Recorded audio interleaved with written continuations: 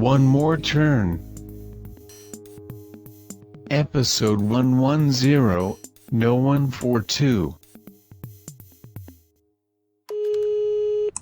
One More Turn Solutions.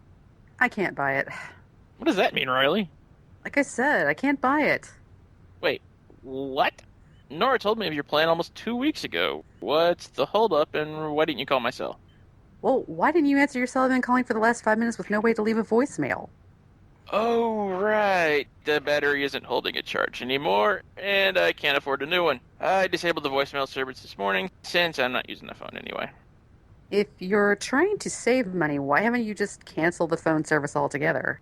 Hey, I'm paying just as much as I need to hold on to that number. I've had it for 11 years, and if you hurry up and follow the Doe contract clause that gives you a first shot at buying 2 shares for every one sold, I could afford to get a whole new phone and a whack of voicemail. That's what I'm trying to tell you, Caleb. I can't buy any shares because none are selling. Wait, how's that possible? Bella and her lawyer father, Gary, didn't think out the terms and conditions of the contract as well as they thought they did. No part of it dictates who sets the share price or for how much.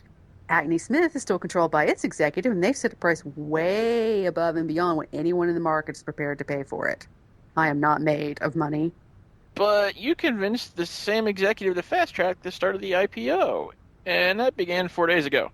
Acme Smith has apparently been generating revenue like there's no tomorrow for almost 2 years of tomorrows. But it's the worst-kept secret in the community that they're bleeding through their cash reserves to cover the debts they assumed of their last few acquisitions. Did I just finish your sentence? You did indeed, just like Max and Nora. You know what else those two like to finish? Remember what Max said a while back about burning something off that someone would like to keep? The only difference between you and I is that it wouldn't be an accident. Now focus, Caleb. How do you think I should proceed? Jeez, Riley, I don't know. Can you not learn to think for yourself now that Hudson isn't doing it for you? Oops. Sorry, that was uncalled for. I'm just as frustrated as you. Why would Acme Smith set their share price so high when they could easily make more than enough to replenish their cash reserves, and then some, in less than a day's trading? You haven't been paying attention to the news lately, have you? No, I got enough problems of my own without wasting time and energy hearing about those of others. The convenience of internet banking quickly lost its luster when there were far more instances of money going out of an account than there is money going in. Go to the website of our town newspaper. Click local and look for the sole story published Monday afternoon. You'll recognize smug SOB standing in front of Acme Smith headquarters.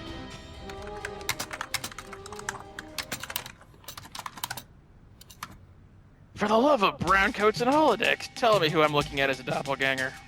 Nope, that's the real McCoy, or in this case, real Hudson, the new chief technology officer for Acme Smith. Rumor has it he was hired because he's willing to work for half what his predecessor took in. They've been without a CTO for months, too. But you work in the tech field, too, and Hudson worked for you. How can he switch to a competitor with a no-compete clause? You know the expression, keep your friends close and your enemies closer? Vividly. It's been biting me a bit more in the backside than usual as of late.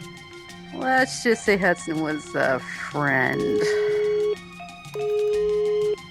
Hang tight, Riley. I'm getting another call. I'm just gonna tell him to call back in a few minutes. Why do I suddenly feel a twinge of deja vu? One more turn. Have you been talking about me? Hudson? Of course you have, and of course this is he. Still, I can't help but feel something that at one time may have resembled empathy, so consider this my one and only courtesy call.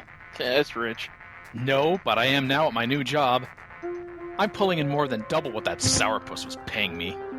I don't know how or why, but Riley was more than your boss. You betrayed her.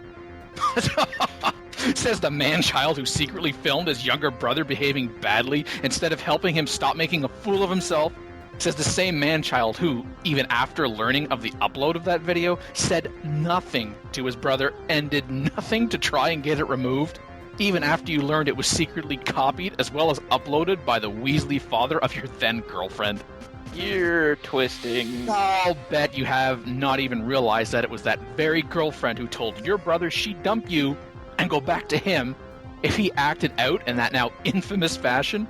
In a way, then, you're not helping your brother and not telling your brother about what you knew and when you knew it was really poetic justice.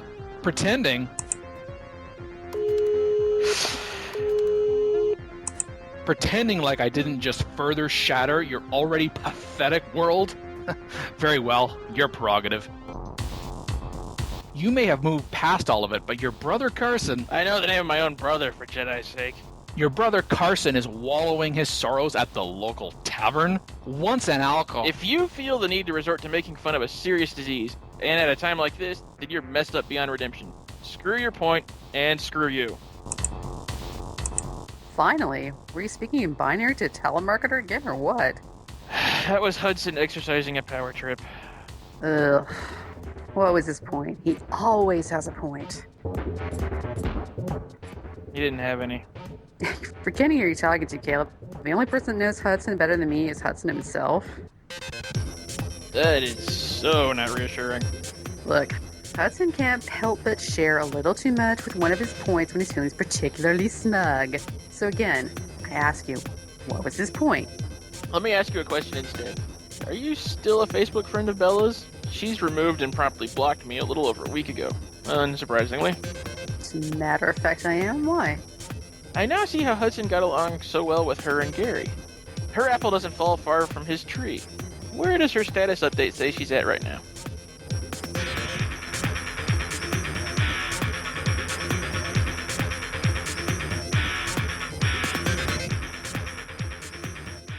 One More Turn. Written and created by Daniel Dan Q. Quick. Edited by Andrew Fuzzy Fractal 42 and Dark Cloud. Directed and produced by Daniel Dan Q. Quick. Episode 110, No 142. Characters in order of appearance. Caleb voiced by Michael, Uber Marklar, Bryant, Riley voiced by Stephanie, McAlua, Hudson voiced by Daniel, Dan Q. Quick.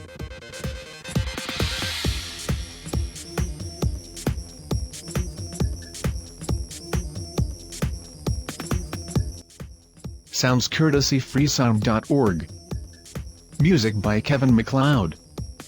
Visit the official One More Turn website at onemoreturn.net. Copyright Civilized Communication at civcom.net.